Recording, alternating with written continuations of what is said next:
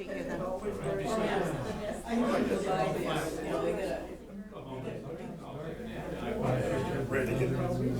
to put away this.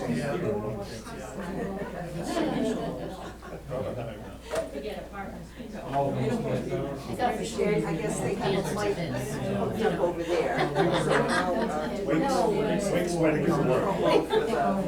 Doesn't meet the threshold. Three doubles.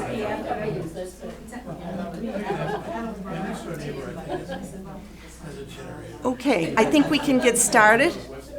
Good afternoon, and I'm glad you're here for the, here to celebrate our 60th anniversary of the Friends of the Boyden Library. Before I introduce Jack Authelet, I'll tell you a little bit about the Friends. We have our wonderful president, Janice Rosado, our vice president, Mike Crimmins. I saw him. He'll be, oh, there you are. Okay, trying to hide. What did I say? Oh, Dave Crimmins. Sorry. I go by any name. Oh, yeah, I just won't call you late for dinner. All right. Magic Mike. Yeah. Bernadette Thigh is our treasurer, and I'm Sue Collins, the secretary. Let's see. The Friends of the Boyden Library support the Boyden Library. We have our own, we support the adult and children's programs, museum passes, and the rental books. Our main fundraiser is our semi-annual book sale, and that's happening November 17th through the 19th, Thursday, Friday, Saturday, a bag day, all day Saturday. And hopefully you will stock up before you hibernate for the winter. And please visit our year-round bookshops. We have a bookshop in the children's section, our new young adult section, and on the main level is our fiction and nonfiction with current titles. And down here by the stairs is our last chapter, which is a bargain place to look. All right. Oops. Oh, boy. So you can support us by being a financial member, and you can join today. I have membership envelopes in the back, and you can also join at our book sale. And if you join now, you'll be paid up for the year of 2022. So help us support the library be our cultural center. All right, so now you're here for Jack Authelet. He needs no introduction. He's been our town historian for a while. He's written several books about the history of the town, and we asked Jack Authelet to come here and help us, and with Foxboro Cable Access, we will record for posterity the history of the Boyden Library. And Jack's been kind enough to donate his latest book in the back. And with a donation, he asked, bring a donation to the Friends, and you can take a book home with you. All right? So with no further ado, Jack Authelet. Thank you.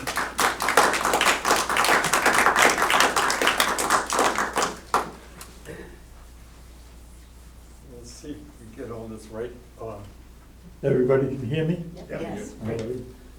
You might regret that. But it's certainly a privilege to me to be able to be here this afternoon in the presence of so many people that have done so much to build our sense of community here in Foxborough that makes Foxborough so unique.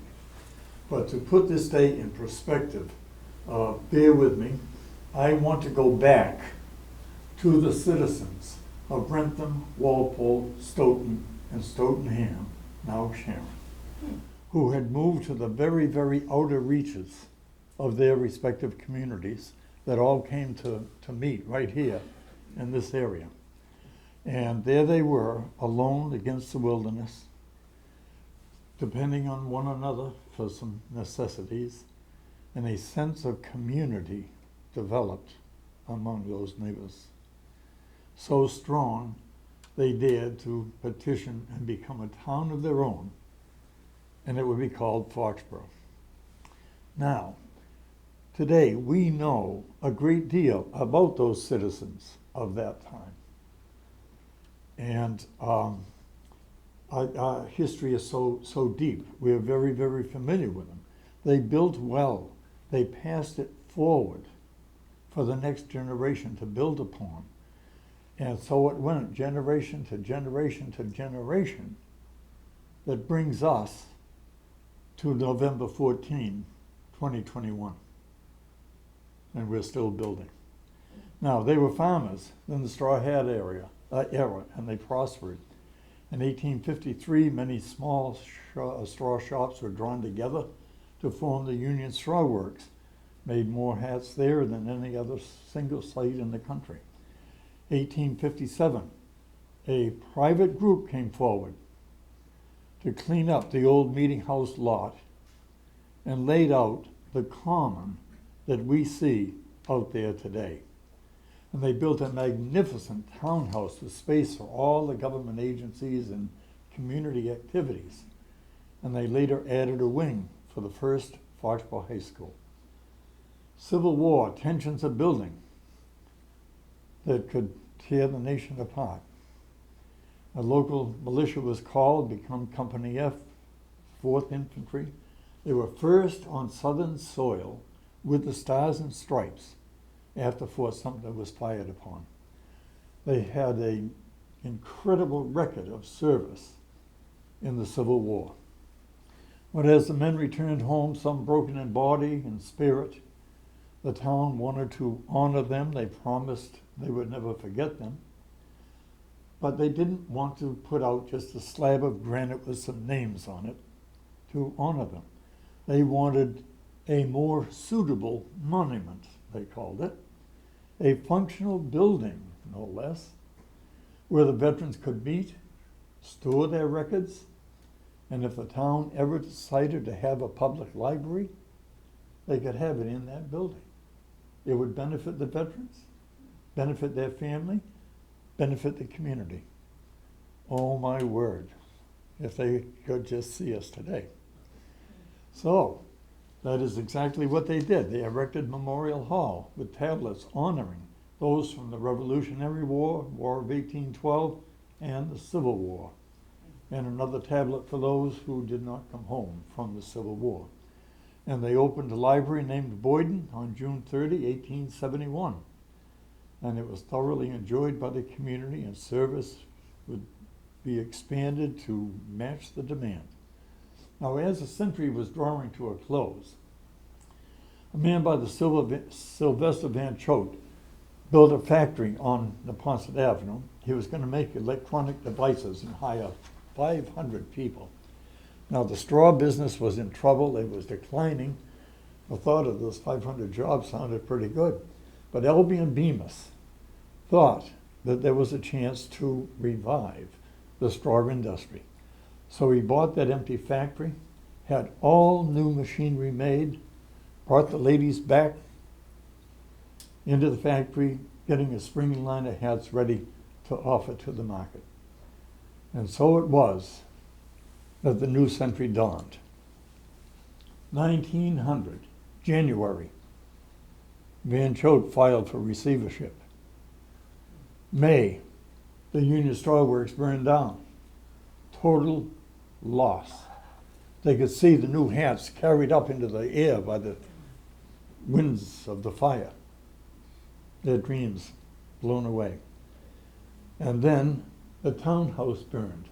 All the government offices lost. The high school wing lost. And it took 3 firefighters' lives in that fire.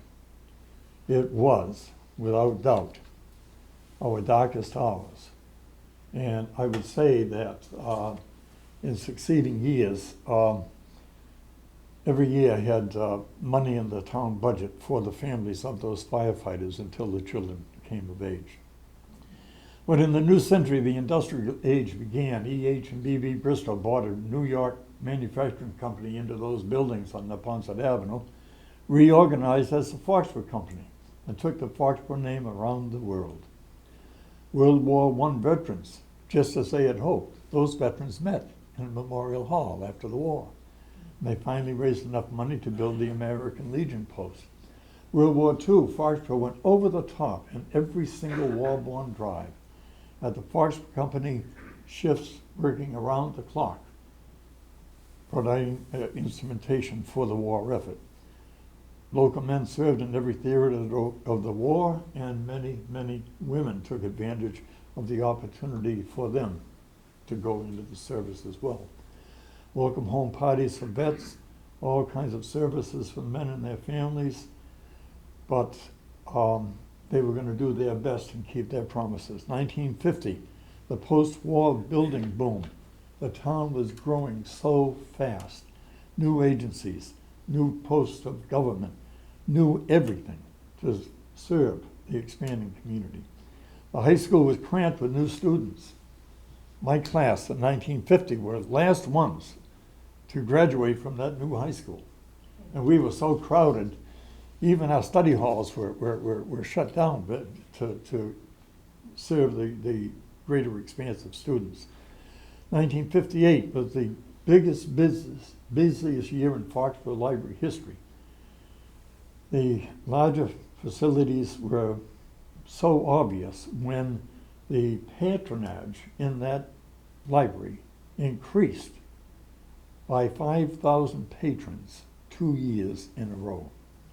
Unbelievable.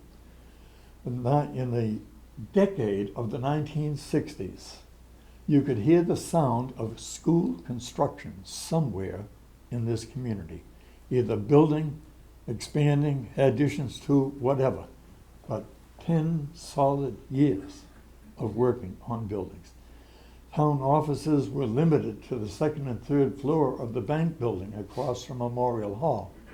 Today, that building's down to 1 story, and Bay Colony Surveying is in there, but that was the limit for them. It's so critical. The library, police, and fire, their facilities did not support their mission. They were desperate. So the library trustees got some citizens together, and they had a meeting. They decided to form a Friends of Boyden Library.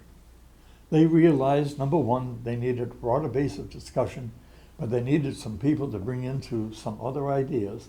But as it was made very clear to them, official town boards, such as trustees, you have certain responsibilities in the forming of your group.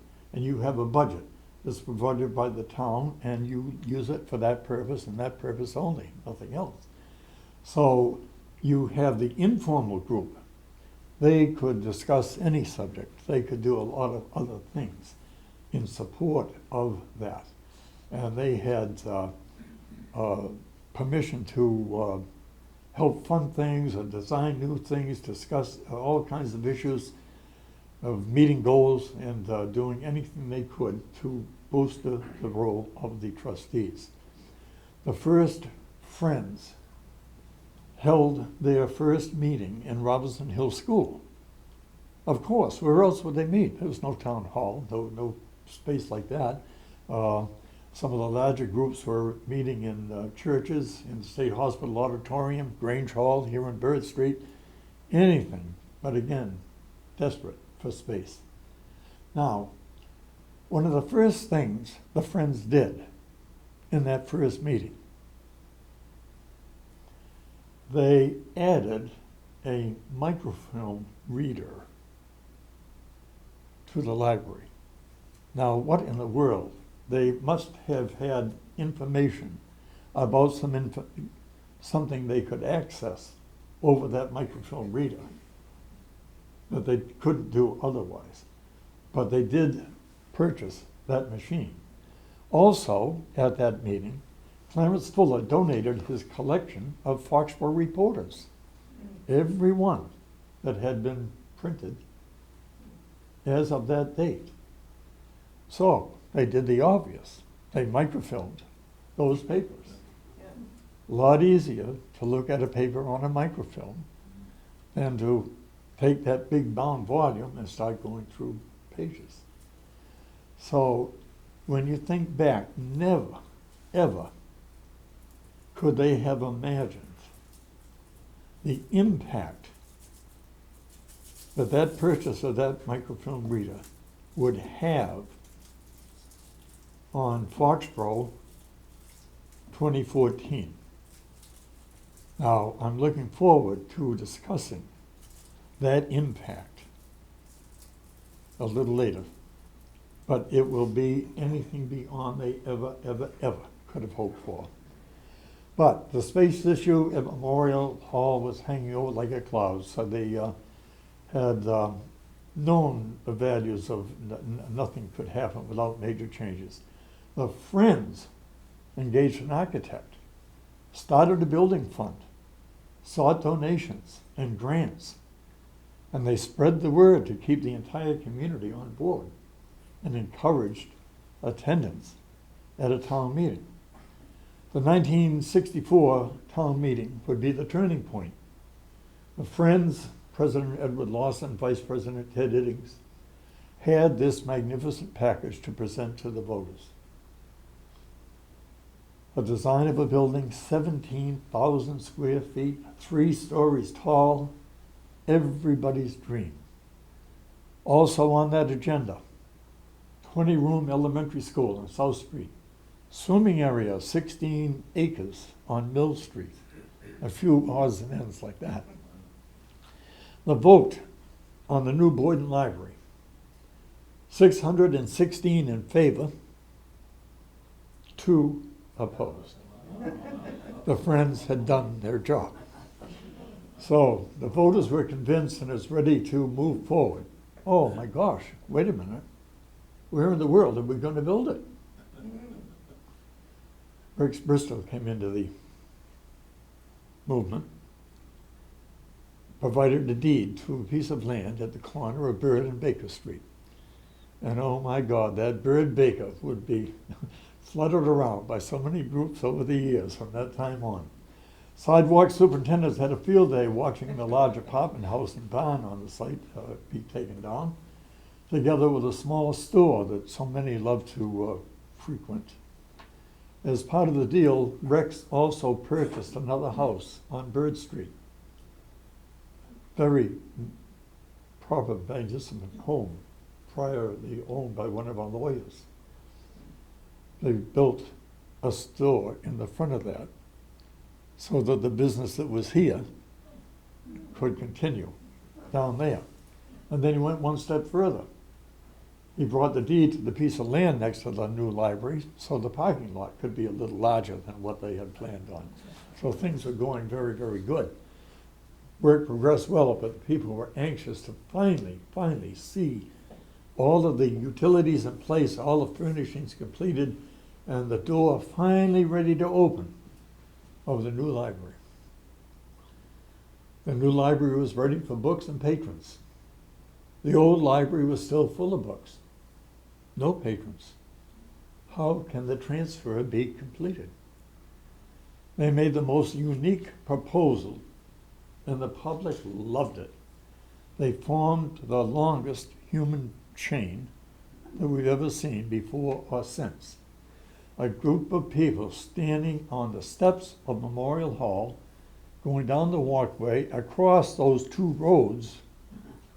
They must have had all the police out in town protecting them. Across the roads, across the Common, across Bird Street, up the steps and into the library. The books were now in the library. So the dreams were fulfilled. But what about the empty Memorial Hall? That treasured building. Now, there had not been an historical unit in Foxborough for many, many years. The Foxborough Historical Society had disbanded. All of their archives were stored in Dave Bragg's barn. There they sat. Now, as fate would have it, the year that the library moved out of Memorial Hall, the Commonwealth of Massachusetts authorized cities and towns to form historical commissions. Every town had a society. We were an exception, but they had been ruling for years, but they were unofficial groups. The town had no control over that. So here you have this empty building, the authority to form commissions. The paperwork was filed immediately and approved. We then immediately petitioned to turn Memorial Hall into historical archives and museum. That was approved. And then the town took title to all that was in Bragg's Barn. So overnight, we not only had a commission and a building, but something to fill it with. So that was just an incredible time. And the very next year, we formed a historical society. And they, again, just like the Friends with the trustees, the society with the commission, the society would do for the commission many things it could not do as a public body. Certain fundraising, certain activities would not be appropriate for a town body, but very appropriate for the trustees. So they worked in common and on a lot of things, but also the Historical Society developed on its own presentations of special programs and things like that. And for many years, I would do that first program of the season in September, and I would do a program for them, their last season meeting of the fall, summer, before they went into their summer archive recess. So all of this was done here in this room. And it was built, it had all the plug-ins, anybody could put whatever kind of equipment they needed into the, plug it into the wall. But the Friends took that a little step further. They built a control room and had some equipment all built in. Then we had Foxboro Cable Access come onto the scene. I used to refer to the Foxboro Reporter as the scrapbook fillers of Foxboro. I refer to cable as the video cabinet filler of Foxboro. So we had an opportunity for them to video all these programs and have copies made, and people could get a copy of that from cable if they wanted to. And over the years, a commission member and cable volunteer, Deb Wendell, made a special file of all those programs that had been filmed. A really very unique treasure that you could at any time dial in, see a program. And how great this was for people who couldn't get out and around anymore, or you got visitors that are coming in and have a special program. All the things you could do to take advantage of that. And that proved to be a combination of things that we will, again, be able to get into in a very special way. But the population was increasing, the ground was trembling with almost every entity looking to build us, expand, and trust, whatever. Clearly, the Friends of the Library reached out to every segment of the population. They had something for children, they had something for students, they had something for families, something for the elderly. Whatever they would do, they would reach out. They targeted them all with recommendations of their needs, and it was a great relationship. But the greatest outreach to residents it turned out to be this room and a small meeting room upstairs, because we had all of these programs that we were able to do. But then the Friends enabled such a broad range of speakers and the opportunity for people to use this room for art lessons and demonstrations for local artists to display their work. And it was a great asset to the community. Some of the things that the Friend was doing, think about it, 1977, 54 students read 1,052 books over the summer. My goodness. They had a junior book club. They had an opportunity for young critics, 10 and 11 years old. We don't usually hear criticism that early.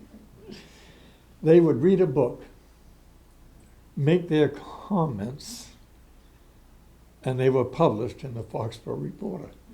Can you imagine a 10-year-old being able to boast about what he had in the paper and what he said about that book? Oh my goodness.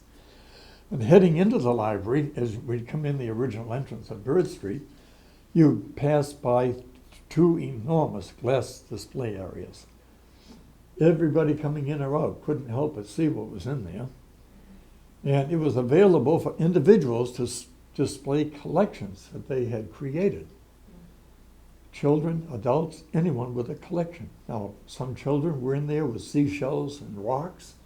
Other people were in there with books or Christmas decorations or whatever. It was unusual. They had a chance to share it with others, and others got great ideas about what they might collect. But in the main section of the library, can you imagine, they had an enormous table, the biggest puzzle you could ever imagine. Most homes, you'd never have room enough to spread that puzzle out. But it was there for weeks. And you would see library patrons come by, and they'd stay, and they'd get 4 or 5 pieces in, and they're content, they move on. You see others look at a puzzle that big, and they ran for cover. But eventually, it would be put together. And then they start out with another puzzle. And how about that reading room on the 2nd floor? Off in one corner, large tables, large chairs, plenty of room between the tables for anyone on a walker or with a cane. This was their area. So often I'd be up 1 story higher looking down, working on the microfilm. I could see people come in there and get out a newspaper or a magazine, and they would spend 1 and 2 hours just sitting there in the comfort of that place and room to spread out a newspaper and read it. And it just meant so much to so many different people. Proposition 2.5 budgets were cut nips and chips here and there. The library had the advantage of the Friends going out and raising more money to make up for anything that had to be taken. But what we have here, and that as we build up, we had this enormous meeting room that would open its doors to any group. I mean, there was nothing but a question of what date, no charge. When Christian Spigner, who I had finished writing his book on the forgotten martyr of Bunker Hill, Joseph Warren, all of a sudden his books were ready on very, very short notice. I had this room. I could bring Christian Spigner to meet the people of Foxborough. And he outlaid all of that and the Warren connection, and his books are now for sale at Memorial Hall. So all of these things are coming to a meeting point. We knew that Deb had made that file of the programs held here. But we also knew that Peg Bradner had made an index of all the Foxborough reporters, as well as earlier papers, all the way up to 1850. I mean, she spent decades on this. And her record filled 5 of the thickest blinders you ever saw. Now, it was a challenge in itself to take that binder and lay it on a table and then start going through to find a particular date, a particular program. So after many, many years, I contacted Peg's son, and I said, why can't we microfilm this, or get this on electronic base? He agreed to come up. I got Bob Siteman, who was then head of electronics for National Association of Government Employees. We started on a Friday night, and Peg's son said, no, it's not going to work. It won't take all of these files. I said, well, my God, what are we going to do? He said, you're going to wait until tomorrow morning. I write programs. That's what I do for a living. Come back in the morning. And he had a program that those archives would fit in. So we were very generous with people to get access to that. But it's not like the general public kept wanting to go back into that index. But it gave other people the opportunity to go back and get information and publish stories that everybody loved. Or you could go back and put together the details of your grandfather's business or your early family members that first came to town. All these different things you could work on that index. And it was truly, truly valuable. But a lot of people had never seen it before. But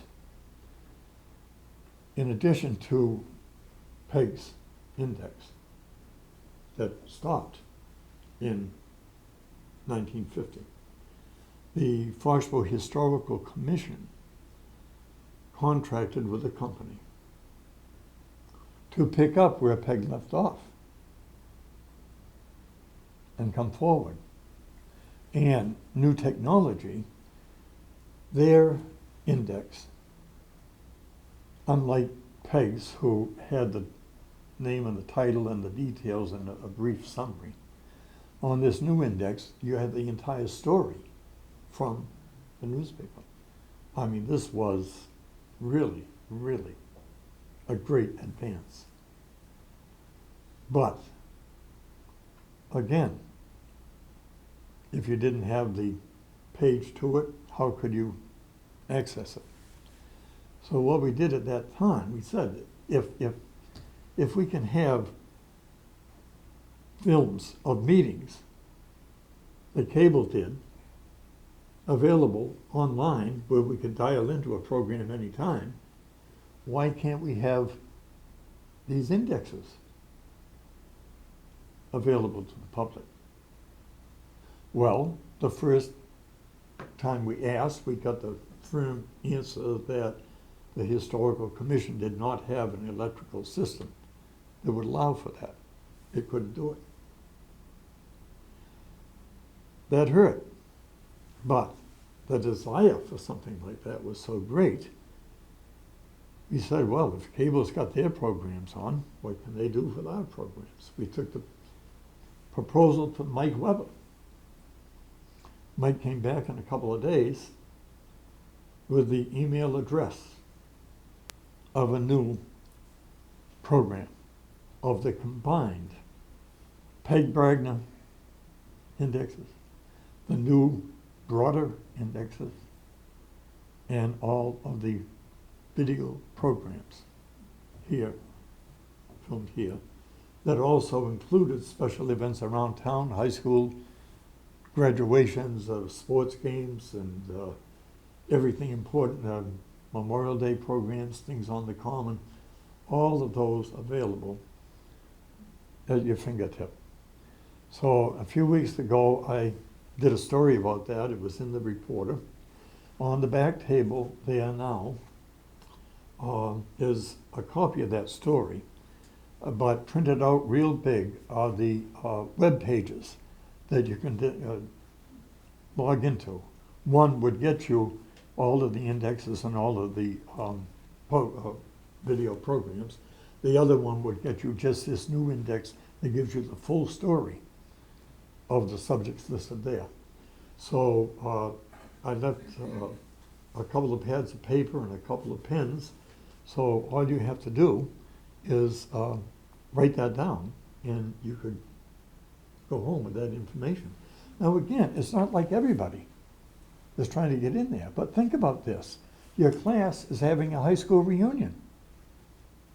Why don't you go back and pull out some things from your high school, your graduation? When my class just had its 71st high school reunion, I had playing on the screen scenes from World War II where the schools, if the students bought enough war bonds and war stamps, they would get a special flag to fly. Now, I mean, the kids were so proud that their school would get that. So as my classmates came in, they could see themselves in the district schools like Quaker School at South Foxborough and the Payne School down on Spring Street. They could see themselves as second, third, and fourth, fifth graders standing there as the superintendent of schools came and the director of music came, and they had this big flag raising. And I mean, they were just blown away to see themselves and their fellow classmates at that age. And it was just so easy to do that with this type of resource. And again, it is just such a valuable asset that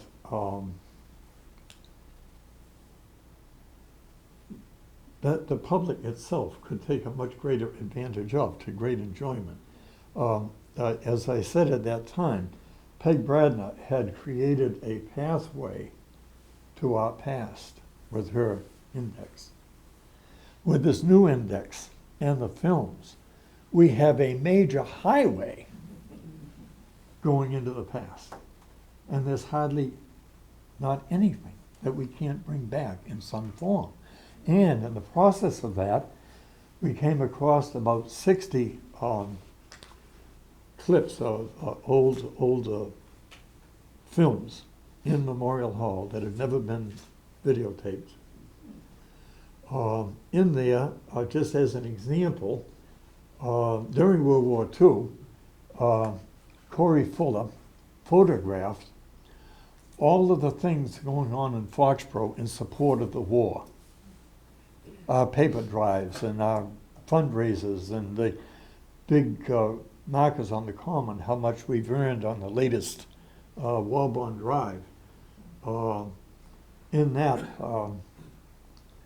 we actually, in one drive, bought enough, provided enough money for the government to buy a PT boat to go into the war.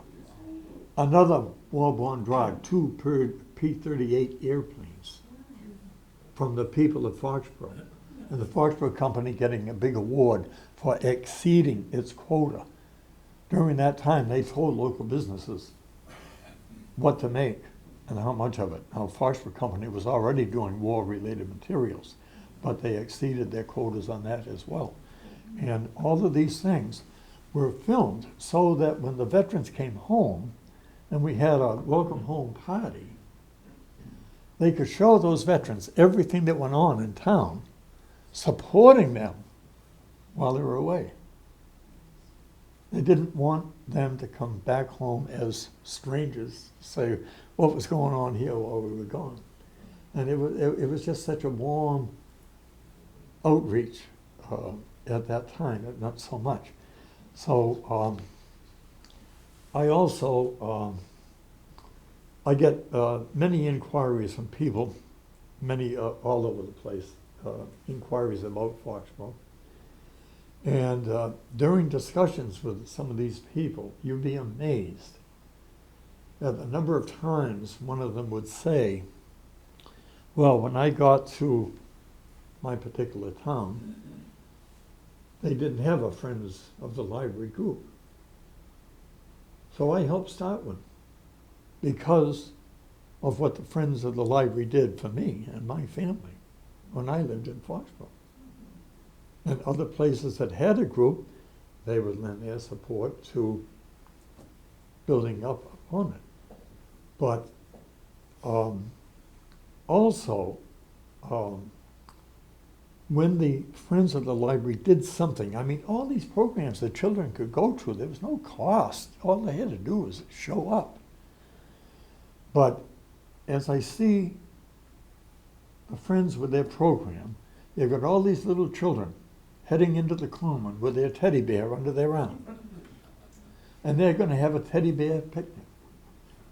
Now, I wished I could have been there, but I couldn't. But because I was a member of the Friends, they made me feel like a partner of that group. Like I had helped those kids get there with their teddy bears. And that, well, you know, how many times can you multiply that out and around? But Foxborough has risen to many, many occasions. Now, fortunately, we were able to add a public kindergarten so that all students start out on the same level, not some with kindergarten, others without it. Everybody starts the same. We accepted METCO programs to encourage diversity. But the Friends have also, with the schools, supported a broad range of subjects and electives that would hopefully give every student a chance to find their identity somewhere in that school and that education program and what it means to them. But we also became a town of many faiths. Our Holy Family images in the bandstand on the common never challenged all these years. But no other group ever refused the option to do that. We have a menorah on our common now. We have a Hindi temple in a business park. All of this in Foxborough. Not a word of complaint from anybody. And we have benefited from immigrants coming everywhere and accepting people of every race, color, and faith, and thriving as the smallest community in America to host a major league sports club, our New England Patriots. But the Friends weren't limited to programs at the library. Off they went with different programs all around everywhere. But just think about it. When those children went with their teddy bears to the common that day, do you think they ever forgot that day? Do you think that every time they went by that common, they would remember that day and how much it would mean to them? Oh, it is just so amazing, and to think that those children would grow up with that experience. And just maybe they're the friends of our library of tomorrow and the years to come. When Elaine first contacted me to discuss your anniversary, she made reference to picking my brain. I was a little nervous that she had waited so long to try and do that.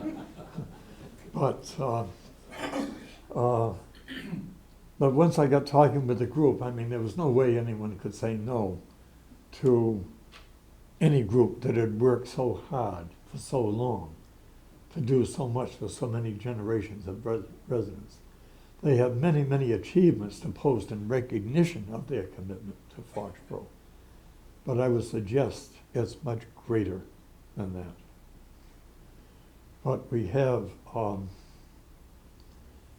making the Friends helping with their membership, with their donations, and you make us partners. There's so much going on in the community. We just find, is there ever any end to appreciation for not only what they did, but what they did, and the spirit that promoted them to do it.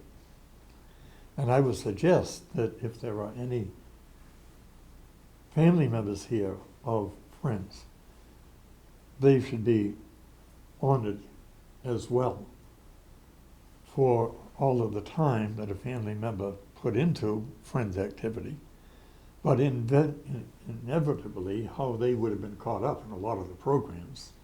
They would have been in the audience or been participants or whatever. But in closing, I got permission to make the first public statement about a new program, a new display in Memorial Hall. The space has already been made available. The original contents of that display have already been written, but it is a long process, a wide process, and I want to bring it up among people who are used to making things happen. That program will be called Women of Foxborough. It will honor women who have made extraordinary contributions to this community. Now, I would say the tribute to Helen Fuller has already been written. She, as a library trustee, also did everything humanly possible in her abilities to share her love of books with everybody.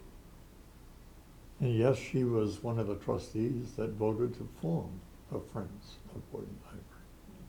So she will be honored in there. Take somebody like Jackie O'Reilly. Every community in Massachusetts, every city and town has a cultural council funded by a lottery. And that was all the work of Jackie O'Reilly. And she's there on our Women of Foxborough. Now, number one, there's many more nominations going to be made. And some of those, I'm sure, are friends. There's also an opportunity for people to help us type up some of the information that we have about some of these people and get it ready, everything to a standard layout, and get these ready. And we'll have a grand opening at some time. But the friends could begin to weigh in on this at any time. Now, as we bring things to a close, been so many words here, I think I will opt out to do something a little different. I will present a word picture. I'm not sure you would consider that a more suitable monument, but it is something that I would like to share. To recognize the members of the group and their family members, again, not only for what you did, how you did it, and why you did it. Now, picture this. A large, heavy stream of light coming down from the heavens to illuminate this. So anybody in search of anything could easily know where Boyden Library is. But picture that building, this vast complex of building and glass and ins and outs, this mammoth building.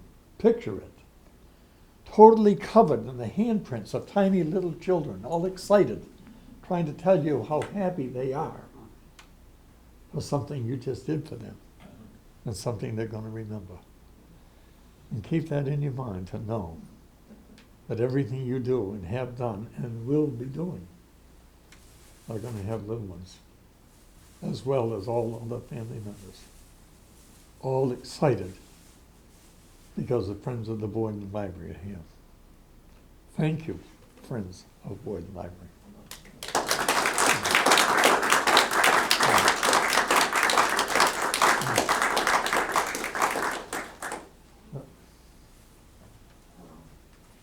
We have some time for questions and answers. That'd be great. That would be lovely.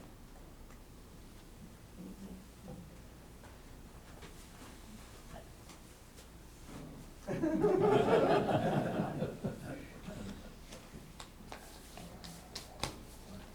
think you answered all the I guess questions. it's yours.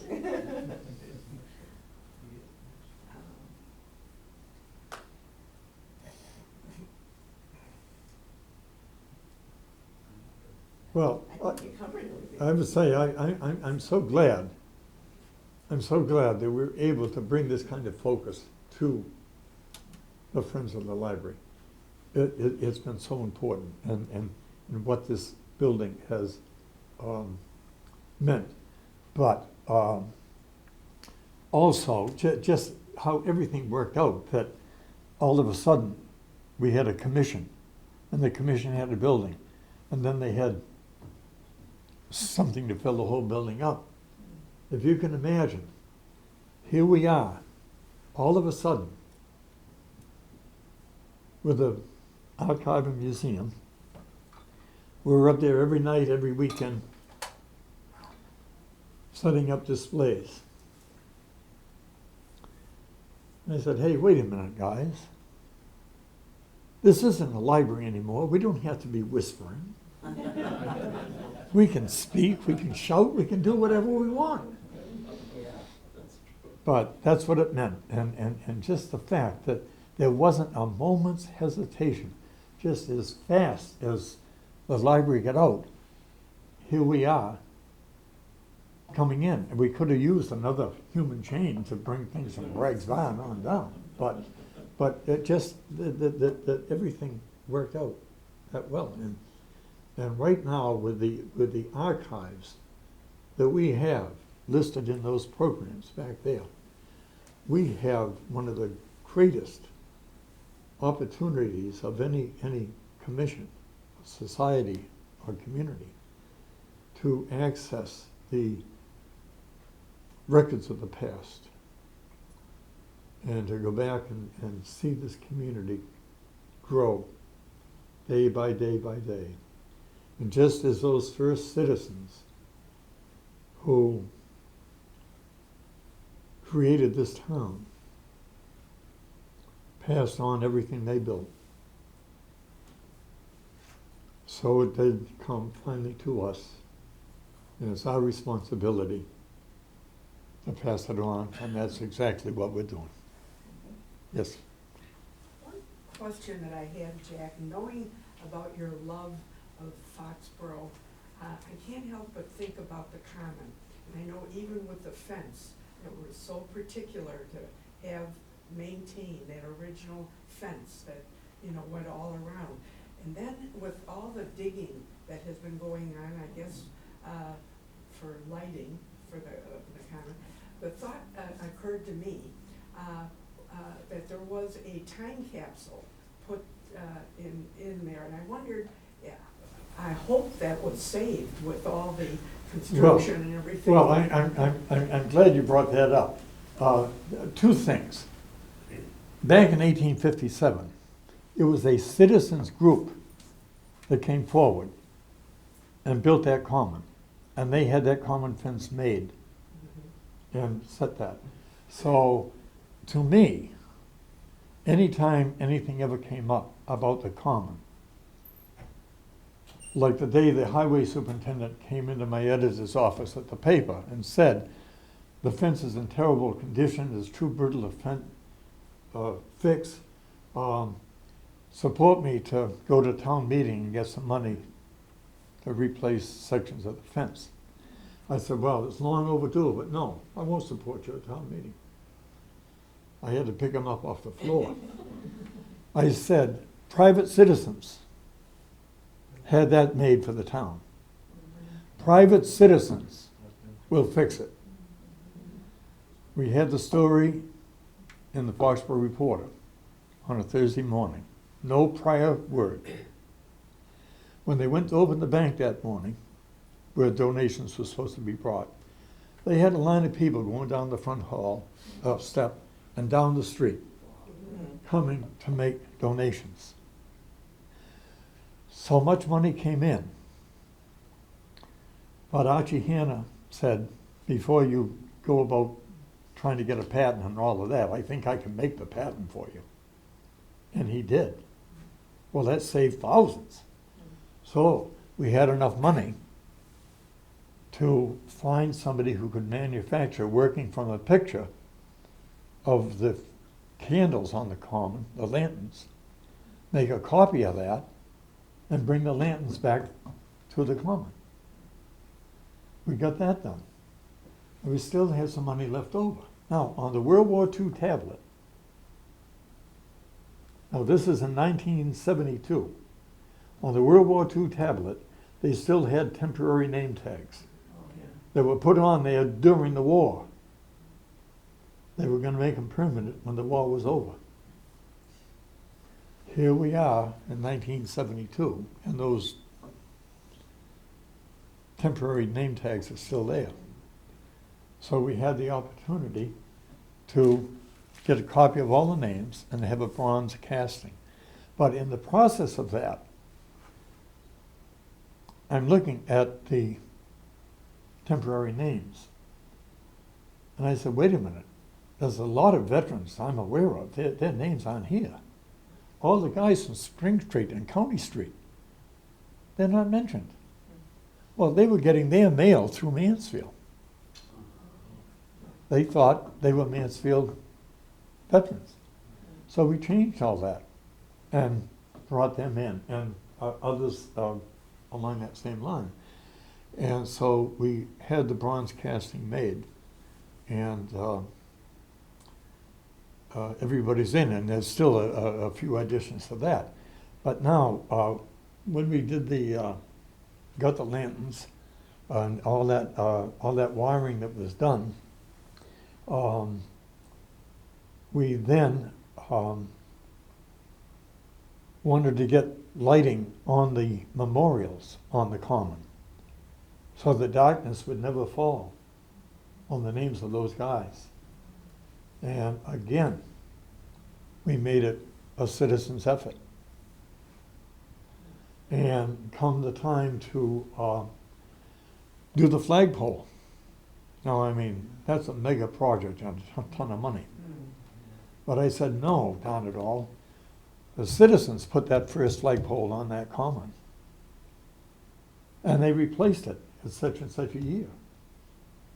And the old one went down, and it's still out in front of the Legion Hall right now. I said, it's got to be a citizen's project.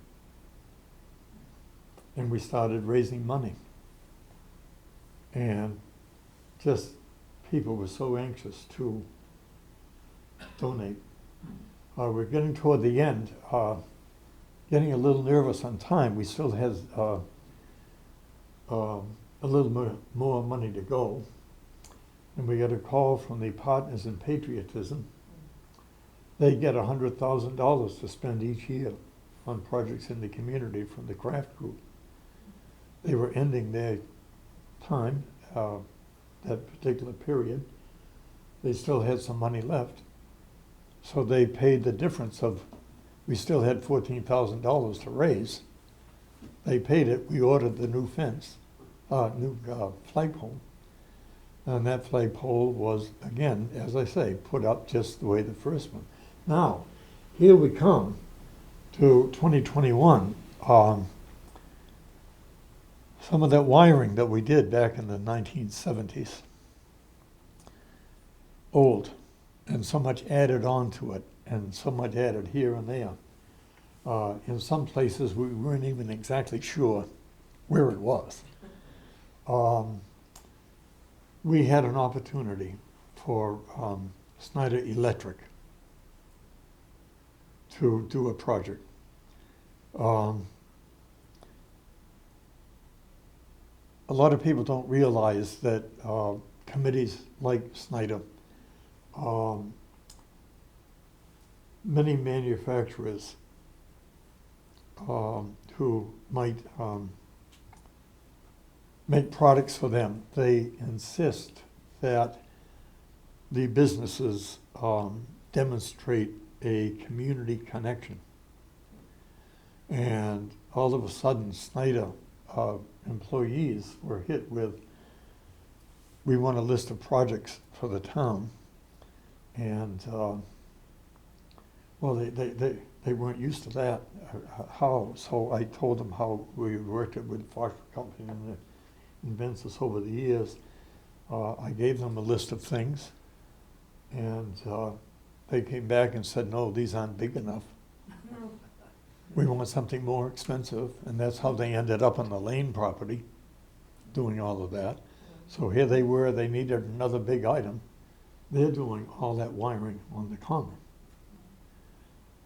And I see them doing that, and I say, wow, it's the last time I got to worry about it. But what they're doing, and I spoke to Mark Forensic of the commission, I said, when they start digging in that area that goes by where the first meeting house was, let's go up and look at the dirt that they're bringing up to see if there's any hope that there might be some trinkets in there from that meeting house era that we might want to sift out of that dirt before they put it all back in the ground.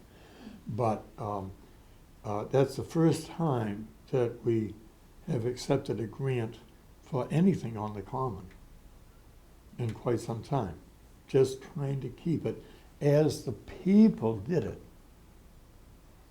And I mean, to me, that was so important to know that people of this town cared that much that that first common came out of their pockets and out of their hearts.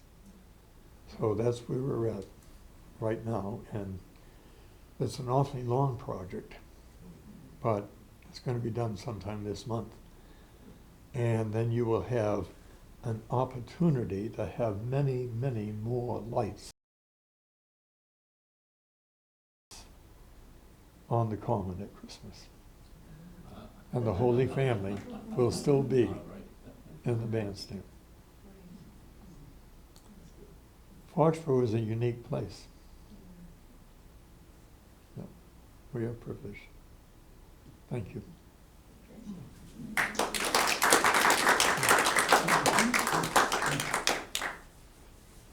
Well, Mr. Authelet, I can't imagine your brain is just filled with so many facts. Mr. Authelet, I looked around to see if my father's there. You really are impressive with all your knowledge, and I'm so glad we have you on tape now to having posterity about the history of Foxborough, history of the library and the Friends. And we just have a very small token of our appreciation for you to come today. And we appreciate that you brought the books for if people want to bring them, if they can make a little donation. And we'll advance history this way too. Well, Okay, you will put thank it you. first. Okay, that's for you to enjoy. So thank you so much for coming, dear.